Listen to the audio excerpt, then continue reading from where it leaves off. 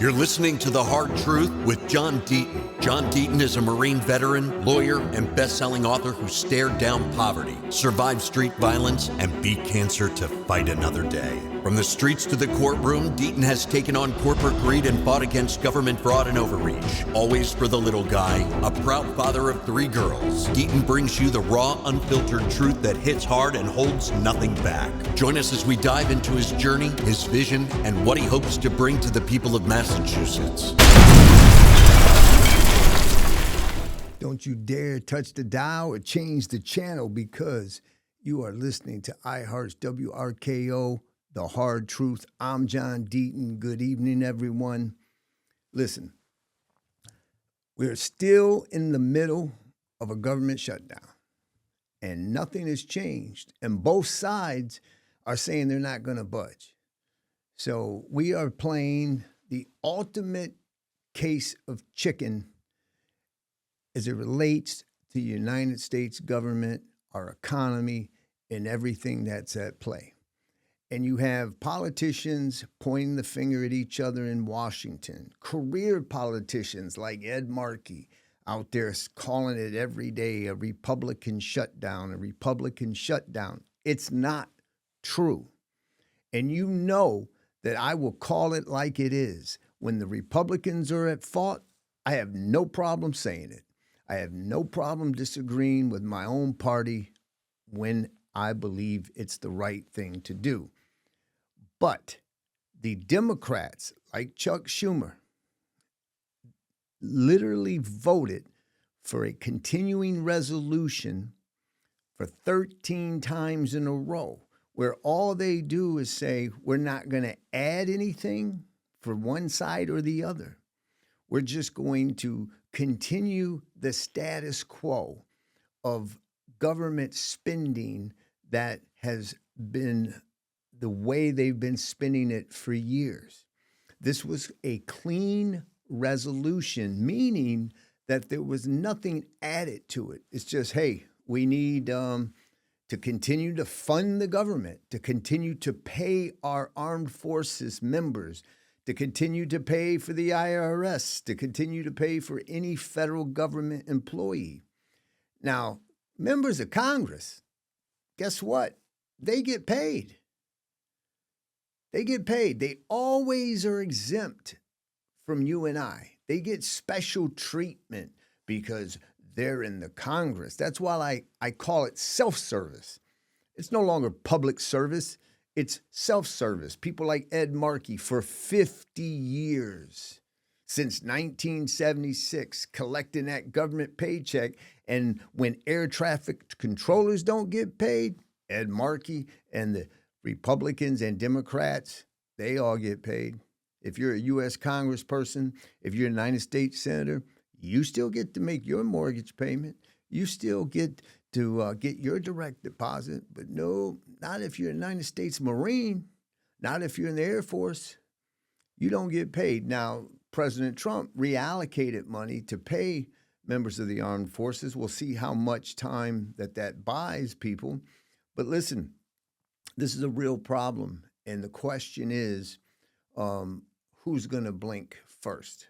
And the more it hurts the economy, and it will hurt the economy, it's going to start costing the government like $15 billion a day. When I say the government, I mean the United States, in economic activity, about $15 billion a day. And people are going to feel it. And at some point, we're going to see if, in fact, 5 more Democratic senators can come to the table and say, listen, we'll vote to continue to open the government and pay people while we negotiate healthcare issues. And listen, we got to deal with healthcare in this country. It is ridiculous. People are getting their premiums are increasing by like 100%, 50%, in crazy numbers. But you got to remember something, that these tax credits for the Obamacare were implemented by the Democrats when they were in power, and they were set to expire, right? They were set to expire at the end of this year. They always knew this. So if they were going to retain power, if President Biden or Kamala Harris would have been elected president and there would have been a House and a Senate that were Democratic control, then they probably would have extended it. But there was a different result in the election. And therefore, the Republicans are letting it expire. Now, like I said last week, Obamacare, the Affordable Care Act, has never been affordable. Government solutions are not the solutions. But let me tell you something, man. When you give 20 million Americans health insurance, they're going to get used to it. And then if you just yank it away, it's going to be a problem. So Republicans have got to get their act together and come up with an alternative plan instead of just saying Obamacare sucks. You got to come up with a solution because healthcare is bankrupting our country. People are literally choosing between medication and food. And it doesn't take rocket science to figure it out. We have 3 PBMs, public pharmacy benefit managers, that control 90% of the drugs in this country. We have Medicare's not allowed to negotiate on all the different drugs. We have zero transparency. We don't know what drugs cost because we don't require the big pharma companies to produce their pricing. Think about that, man. Every time we want to go buy a new microwave, we get on the internet and we could shop. We shop different prices. We go to Best Buy or Target or Walmart or other places, compare the prices. But you can't do that for insulin. You can't do that for blood thinner medicine or diabetes pills or anything else. And so that's an absurd position. But we have career politicians who have been bought. They have been they've sold out the American public so that they can stay in office. And so we've got to do something about it. And it doesn't take rocket science. It just takes the effort. And unfortunately, we don't get effort. But make no mistake about it, the Democrats are the one who shut down the government. They did not like the results of the election. They did not like the results of some of the policy decisions being made by the Trump administration, and they decided to shut down the government. Anybody who tells you otherwise is lying. Full stop, they're lying. That's the reality. Now, something else that's just took place very recently was this No Kings rally. And I want to talk about that for a minute. And I posted on X about this very topic. And I got to tell you, I'm a little befuddled at why they call it No Kings. Now I know that they're saying that President Trump, hopes to be a king. He wants to be a king. And they say that he has autocratic tendencies, right? He likes when a dictator has control of everything. Okay, let's say that's true, all right? Now, I'm not saying it is, but let's just say for the sake of argument that that's true. We don't have a king system. You want to know how we can prove 100% that their No Kings theme is kind of silly? Because we're in the middle of a government shutdown.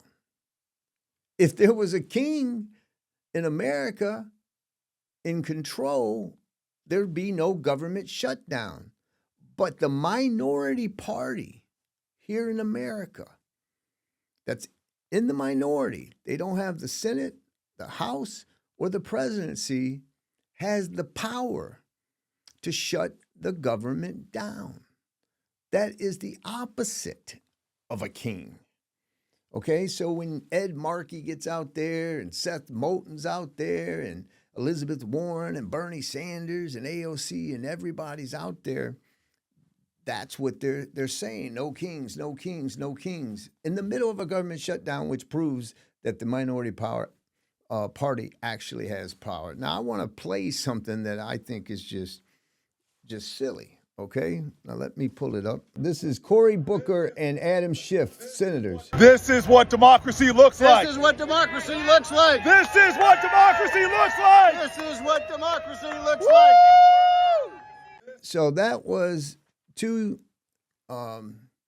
United States senators, Cory Booker from New Jersey and Adam Schiff from California, and they're out there in a No Kings rally parade saying this is what democracy looks like, and it's the people protesting Donald Trump. And that's fair. I'm not taking issue with that. People should be allowed to protest. That's what makes America great, because we don't have a king. We don't have a dictator who will shoot the people in the street if they rise up. But you want to know what democracy actually looks like? You just have to go back to November 4th of 2024. Donald Trump, and you guys know that, like, I wasn't a big Trump supporter. I'm just calling it like it is, man. Donald Trump not only won the Electoral College, he won the popular vote. Now, they can say it's so close, it was only, by 1 million or 2 million of people. The bottom line is the majority of Americans chose Donald Trump and the Electoral College. And not just that, but he won all 7 swing states. That's democracy. That's what democracy really looks like. Not just a bunch of people protesting on the street. We had the most democratic exercise you could have, an election, and the people spoke, and they just don't like the result. And so they don't like the result, they can protest it. They don't like the policies, they can shut down the government, but then claiming that we're actually living under a king is just stupid, right? It's not only not true, it's just flat out stupid. Like, pick a different theme, man, other than no kings. And so it's, good for people protesting, but that's silly. When we get back, we'll continue and see what a real autocracy looks like. All right, welcome back to the show. You listen to The Hard Truth. This is John Deaton. And sometimes I like to call this segment Ordinary People Doing Extraordinary Things. And my next guest is one of those people, in my opinion. I believe independent journalism was born out of necessity. We're going to get John Gately. If you listen to his show, and I know many of you do, you can call him Jack. Jack, welcome to the show. Thanks, John. Good to see you. No, it's good to see you. So let's first, where can everybody reach you, first and foremost, on social media? The best place would be jackgately.com, and that's who has all my links at jackgately.com. And then over at johnfgately.com, where I write, or on X at johnfgately. And in your own words, we're going to get some background information in a second, but what are you doing? What service do you think you're providing to the world? I think it's an incredible service, but let's hear it from your own words. Really, I'm just a real estate broker that learned how to live stream effectively, right? And I'm super concerned about the future of my state.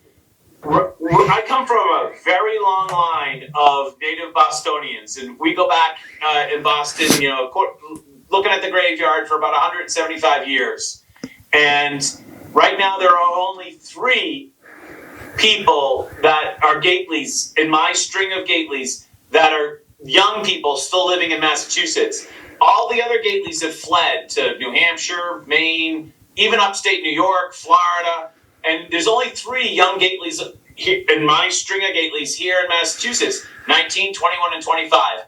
And I would like them to have the opportunity to live in Massachusetts as we have for generations. But if they choose to go elsewhere, that's fine. But I don't want it to be because they had no choice. No, that's a great point.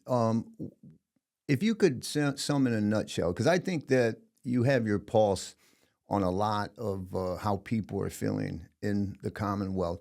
What would you attribute, other than just saying one party rule? We know that's the root of it, no doubt. But specifically, why are young people choosing to leave Massachusetts? And why are even retirees saying, I've had enough and leaving? Yeah, well, actually, they're recruiting some retirees because the benefits from the government are so good that they actually locating here. So that's a kind of a dirty secret. They're locating here because the retirees are getting benefits. But so many people are leaving, especially young people, middle class people. It's because the government is getting so big. There's only so much economic activity. And when it's basic economics 101. When the government grows, the private sector shrinks. And the private sector is what adds value. And sure, the government can do things to help, like build highways and other things like that. But eventually, when the government gets so big, it crowds out value. And we've seen our private sector growth in jobs. The job market here for private sector just decimated during the Haley administration. And government growth continues. Yeah, I believe Massachusetts is dead last in private sector growth as far as jobs.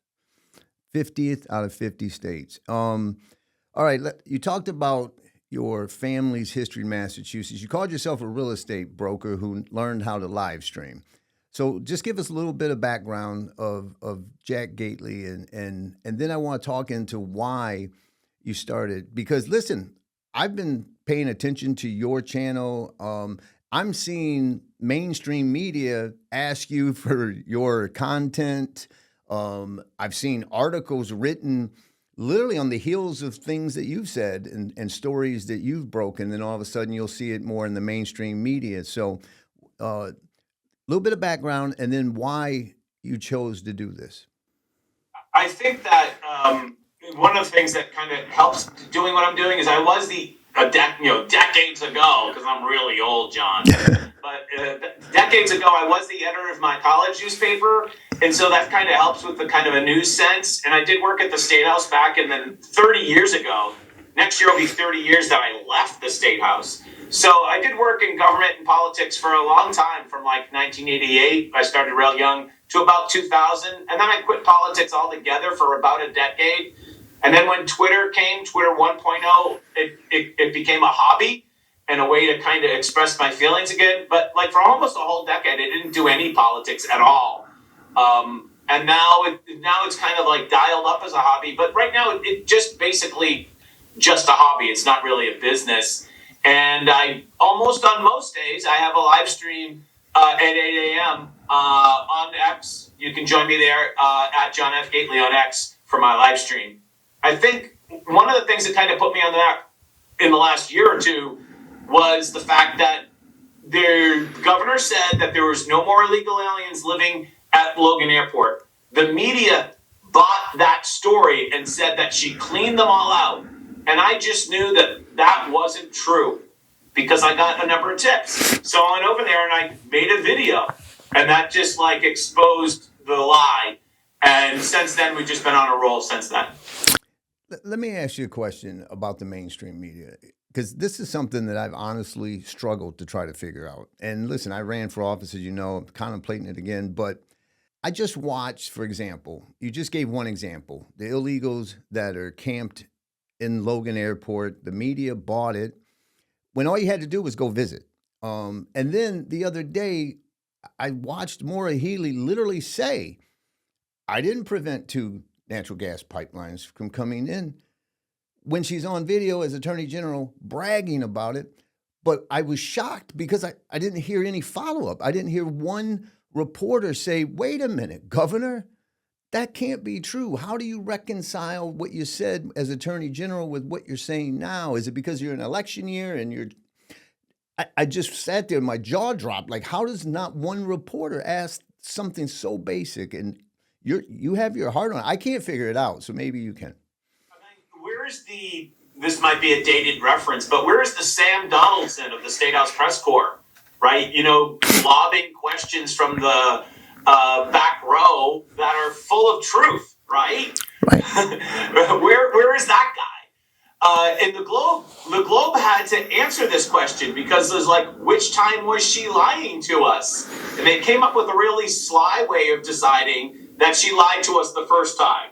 That she was overly boastful when she said she stopped 2 pipelines. That wasn't really true, the Globe said. She's telling us the truth now. She lied to us the first time. Wow. Where are they? I don't know. I don't understand it. I know that news from a financial point of view has been decimated, but not necessarily TV news. They just don't seem to be very curious. They don't seem to be curious people. I think we've lost a lot of our curiousness of reporters.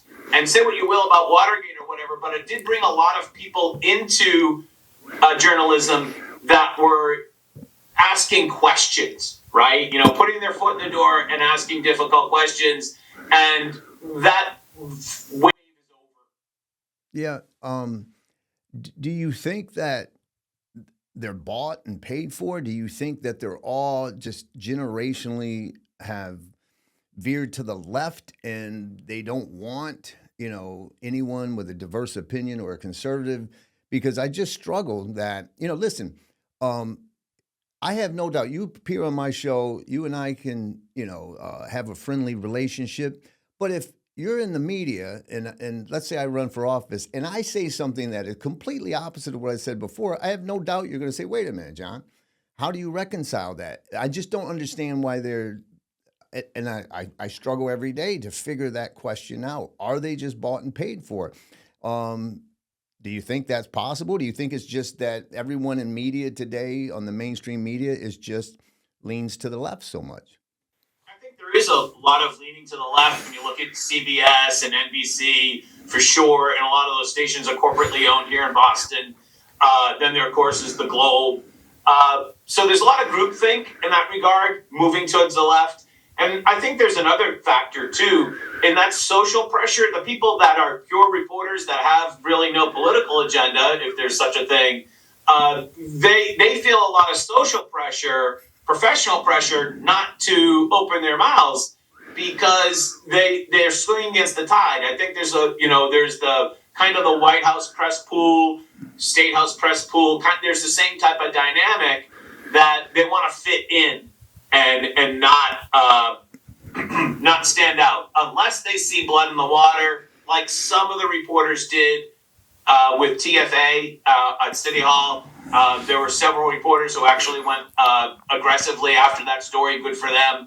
And you do see some aggressive journalism, but it seems only when the Democrat Party decides to throw someone overboard, then they get permission to beat the snot out of somebody. But other than that, forget about it. I thought that after, and I think it's one of the biggest scandals in modern political history of Biden's mental health status and the fact that, it was like a conspiracy to keep this quiet.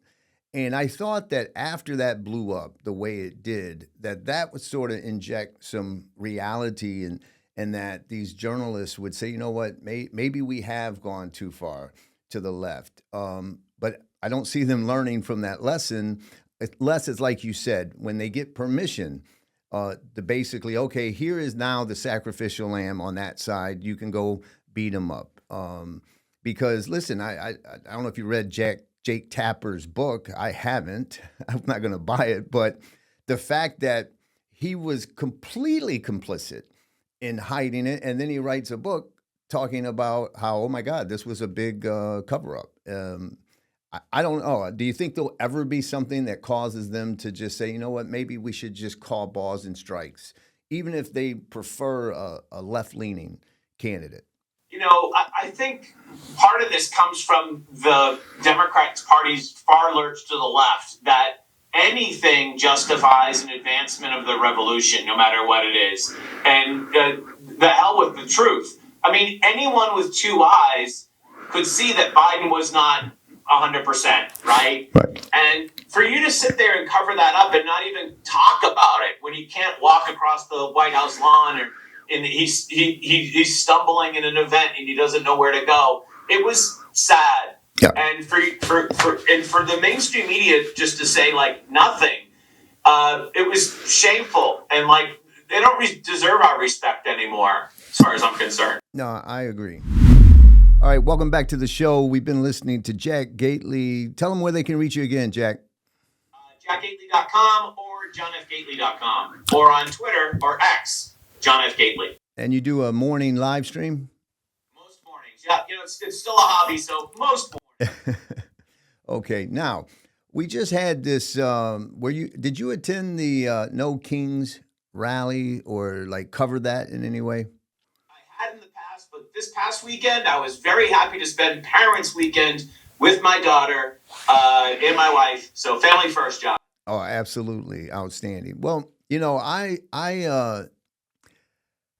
sit back and I think because I'm listening again to the media, and it kills me that none of them said, well, technically, the fact that the Democrats shut the government down proves that there's no king. The fact that we just had an election in all swing states and the popular vote and the electoral college were won by Donald Trump, that was democracy.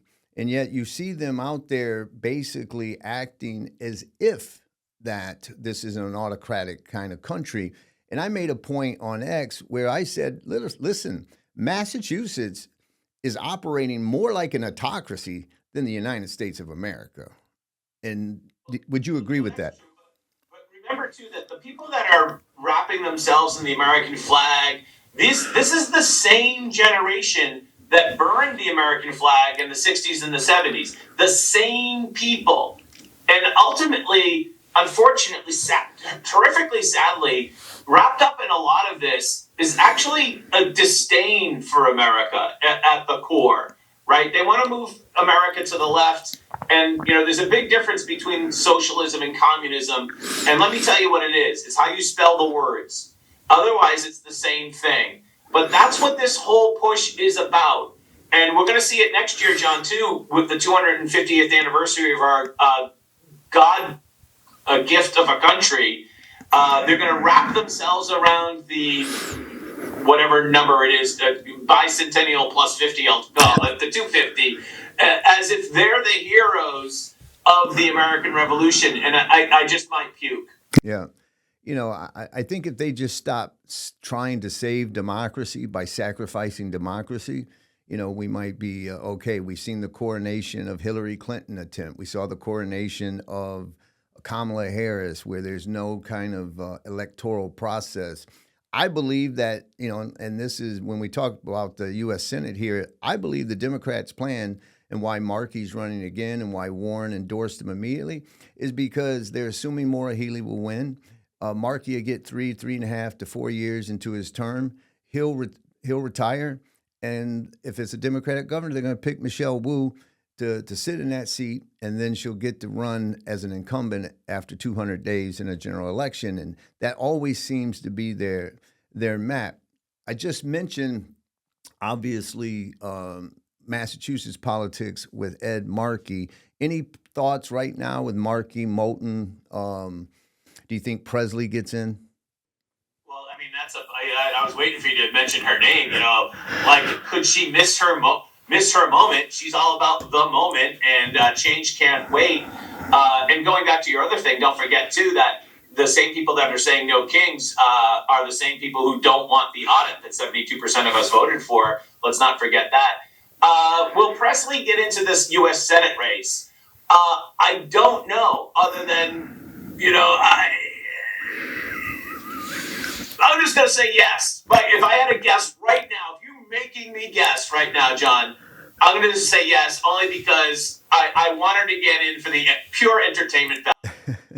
Well, there was It's all about me. there was a poll in February that some folks that wanted me to run, and it showed that I could beat Markey 2 to 3, 4 points. It's just one poll, doesn't mean much. But what's been reported is the Democrats did a poll of Democratic primary voters, so not general voters, but Democratic primary voters, and they put up Trahan, Auchincloss, Moulton, Presley, all of them against Markey.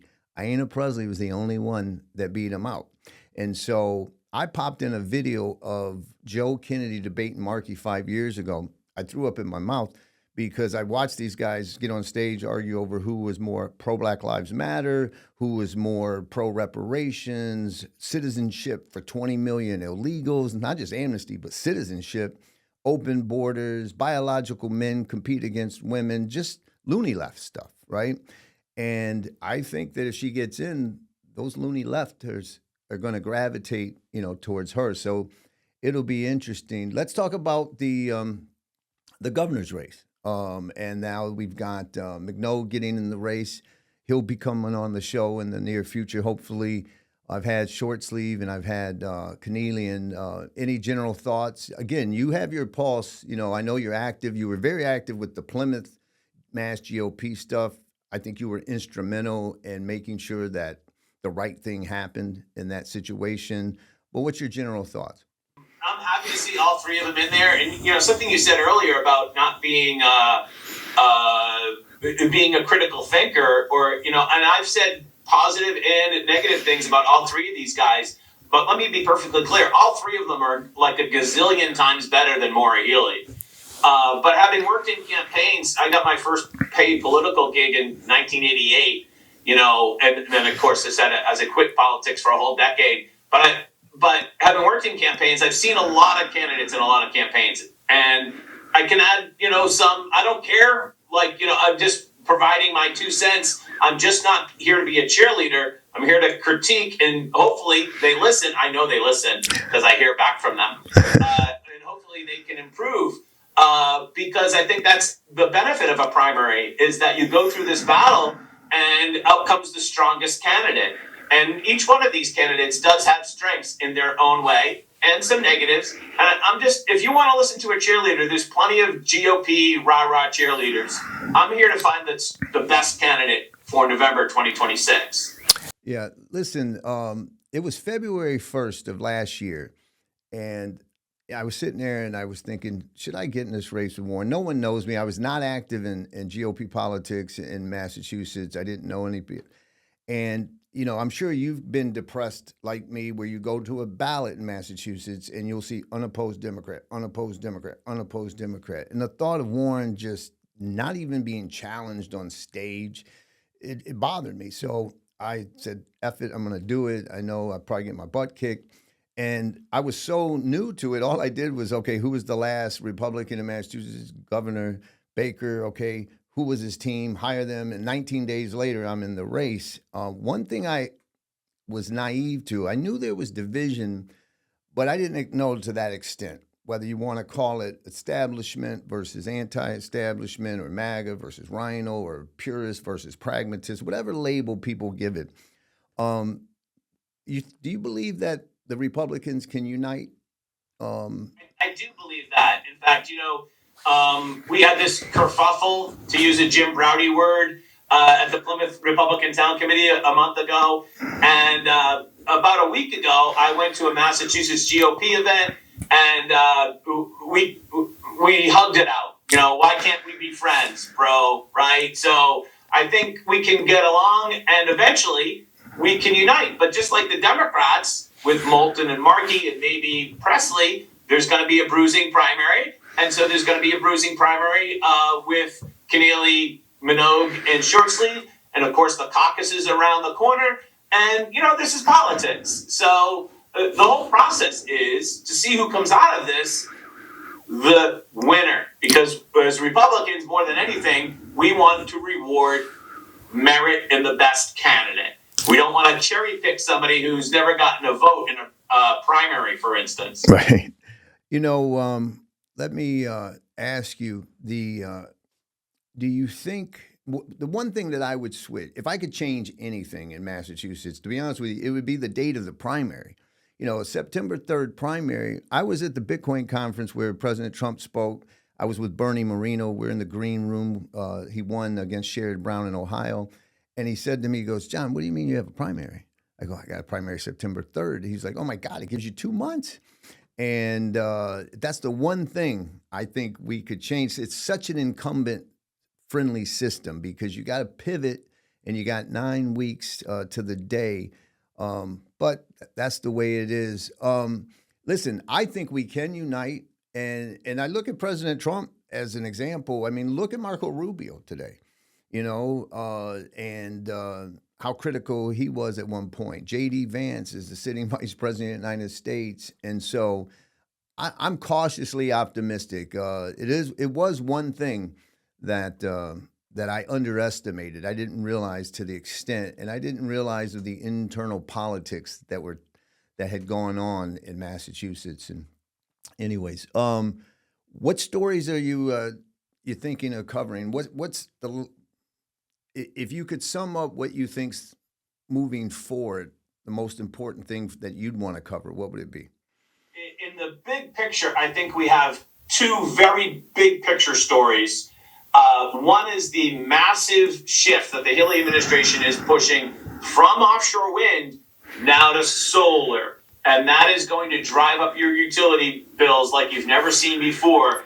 These net zero mandates have just now begun to hit. You think you're upset about your electricity now. This is literally just the tip of the iceberg. And that's it. There's way more to come, and they're pushing solar. So that's a big long-term story. And the second issue I think is very, very big is this push to raise taxes in Massachusetts, if not at the state level, certainly at all your municipal levels, there's going to be a giant push to raise taxes because the last thing they want to do is rein in the size of government. They believe that government should be all things to all people and every year get bigger and bigger and bigger and bigger and grow at a rate far exceeding the private sector. And eventually what you have is what Margaret Thatcher says, you run out of other people's money.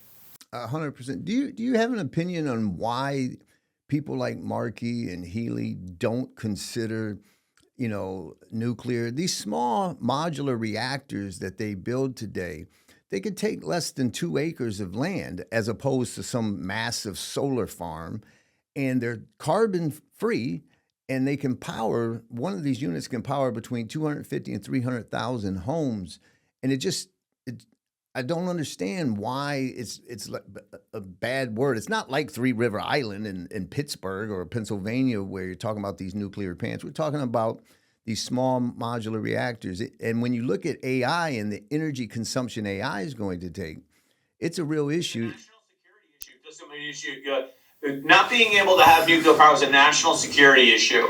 And the ability to compete with China on our grid and AI, I'm sorry to interrupt, I'm just so very passionate about this topic. We need nuclear power. I live not far from the old nuclear power station in beautiful Plymouth. I would be very happy to see us put a new power station there. I certainly miss my friends that moved away from my street because they worked at the power station and they're gone now. And we miss those jobs, we miss those salaries. I know all the stores in my neighborhood miss them too. And the reason why they are opposed to it is because there's this core of the Democrat Party that have been against nuclear power since day one, and that's why they just give lip service. When Maura Healey says she's for all of the above, except coal, of course, she's really not for nuclear power. She's just saying it because she knows that the base of the nuclear Democratic Party hates it. All right, welcome back, everybody. You're listening to The Hard Truth. I'm John Deaton. Remember, you can reach me on the show at john@hardtruthshow.com, john@hardtruthshow.com. We were talking about the No Kings rally and this theory that the United States is under the control of a king or an autocrat. Now, autocracy, if you look what it means, it's basically when one person has complete control. I think you can call an autocracy sometimes also when a few people have control. Technically, they call those oligarchies and oligarchs, and you hear Bernie Sanders talk a lot about that. But as far as who's in power, an autocrat, we can't say Donald Trump is an autocrat because we're in a government shutdown. The no King's rally happened, right? No one got jailed for protesting. No one got hurt for protesting. So clearly we don't live under that kind of system. But I posted something on X, and it was, let's have a comparison between America and Massachusetts. And that comparison is what I call an autocratic comparison. Let's figure out which one is operating more like an autocracy. Is it Massachusetts or is it America? And I would submit to you all out there listening that Massachusetts is currently operating much more like an autocracy than the United States is. The parades and the No Kings rallies just happened. The government shutdown just happened, proving that the minority party has substantial power in this government. The power that's so significant, it can literally shut down the government by saying, I don't like your policies in the big, beautiful bill. I disagree with them, so I'm just not going to play anymore. Even though the American people voted for you, even though you won all swing states, and even though you have complete control of the Senate and the House and the ability to fulfill your policies, we just don't agree with them. And we don't agree with the majority of the American people who elected you. We're going to shut down the government. Okay, that's clearly not an autocracy. But here in Massachusetts, we are operating like an autocracy. If you just talk about a few people in power, we have a one-party rule. For example, 72% of the voters in Massachusetts made it the law that the state auditor could audit the state legislature.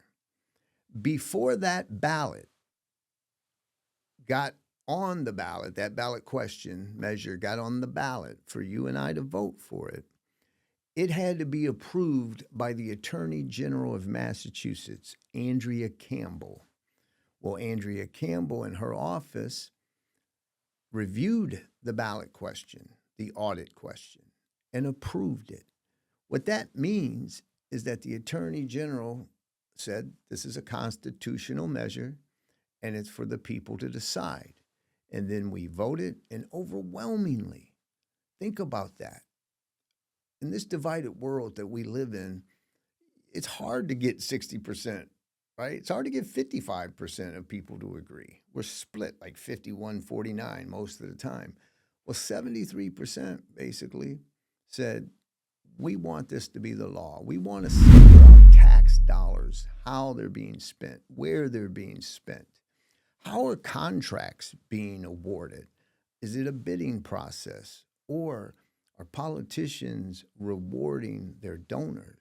Are politicians filling the pockets of their friends? Or is it truly a good system, a merit-based system of competition? We don't know that. So the voters said this is the law and overwhelmingly made it the law. Well, guess what? Two people, Karen Spilka, who's president of the Senate in the state legislature, Ron Mariano, who's Speaker of the House in the state legislature, said, nah, we're not going to comply. Diana DeZoglia, the state auditor, says, hey, the people have spoken. It's the law. I'm going to do this audit. No, we don't think so. That's what they said. We don't think so. We think it's unconstitutional. They just throw that out there, even though the Attorney General had already decided it was proper. That is autocracy, man. That is totalitarianism, dictatorship. The people have made this the law, but we're not going to comply. And there's nothing you can do about it. We're laughing in your face. We're giving you the middle finger. Now, guess what? The Attorney General, Andrea Campbell, who previously blessed that ballot measure, won't help Diana DeZoglia hold the legislature to the law. They're breaking the law every day. And she's the Attorney General, and she won't lift a finger to help Diana DeZoglia. Why? Well, she's doing TikTok videos, dancing in her office about how many lawsuits she won against Donald Trump. She sued Donald Trump 24 times, and she's going to keep suing Donald Trump. In the meantime, in the state of which she serves, she won't lift a finger to make these state legislatures comply with the law. Now, that's Andrea Campbell. Well, let's look at Governor Healy. Governor Healy claims that she voted for it. She claimed that it was a good idea. Of course we should audit the legislature. She won't help Diana DeZoglia. All they'll talk about is Trump, Trump, Trump, Trump. But in their own backyard, the voters the taxpayers getting the middle finger by the legislature saying, nah, we're not going to comply with the law, and nobody will do anything about it. Ladies and gentlemen, that's more like an autocracy. Governor Healy has been the least transparent governor in America. She won't even tell you the money she spent on the migrant crisis. Billions of dollars. She declared an emergency, and under emergency, she gets to just do whatever she wants. No bid contracts. Here's a contract to this company for millions. Here's a contract to this cleaning company for millions, a cab company for millions, a caterer for millions. And we don't know what the money's going to. She doesn't have to tell us. That's someone who believes they're acting above the law. In the meantime, nationally, President Trump said he's going to send some troops somewhere. Guess what? They sue him. The federal court says no. President Trump holds off. That's complying with the law. Appellate court says no, you can send troops. Then he sends troops. That's someone who's complying with the law. We've got people in Massachusetts who will not comply with the law. So I submit to you, which one is more of an autocracy? Is it Massachusetts? Or is it the United States under Donald Trump? And these politicians, man, they've got to decide one question that they need to answer. And this is meant for like Ed Markey and Seth Moulton, Ayanna Presley, all of the Congress people and senators, Elizabeth Warren, all of them. Do you love America and Massachusetts more than you hate Donald Trump? Because I honestly believe that they hate Donald Trump more than they love America. I think they have an indictment for America. I think they have contempt for America. I think they don't like America. I really believe that. Many of you know that I wasn't a Trump guy. But he's the president of the United States, man. And all you have to ask yourself if you represent Massachusetts is you just got to have one test. And that one test is this policy, whatever it is it good for America and Massachusetts? If it is, then you support it. If it isn't, then you don't support it. And who's the president, really, really honestly, it shouldn't matter that much. Because I can't imagine any president that I'm going to agree with 100% of the time. I honestly can't fathom that. There's going to be some kind of disagreement, but I can agree that the border needs to be secured. I can agree with that. I agree with it 100%. I can get on stage and say, I didn't support President Trump last election, but I got to say, illegal crossings at the southern border that are down 95%, that's a good thing, man. It's not only really good for America, but it's really, really good for Massachusetts because, let's face it, with the right to shelter law and it not requiring residency, if these illegals show up here, we have a governor who's just putting them up in hotels and giving them food and giving them food stamps and giving them cash and catering the food and giving them free Uber rides and free health care and all of those things. And it is bankrupting us as a state.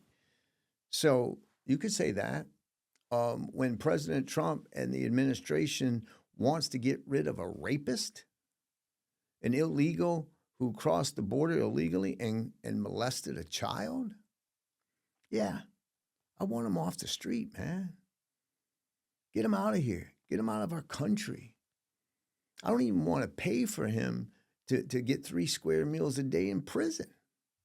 Send him to Venezuela. Send him to wherever, El Salvador, or wherever gang he's from, if he's from a gang. I can say that. And I could say, if I was in office, I'll help you, President Trump and ICE. I'll help you get rid of that bad guy. But at the same time, if they do things like snatching a grad student from Tufts who wrote an op-ed that was pro-Palestine, I can say I disagree with that. That's what kind of leadership we need. I'll see you next week.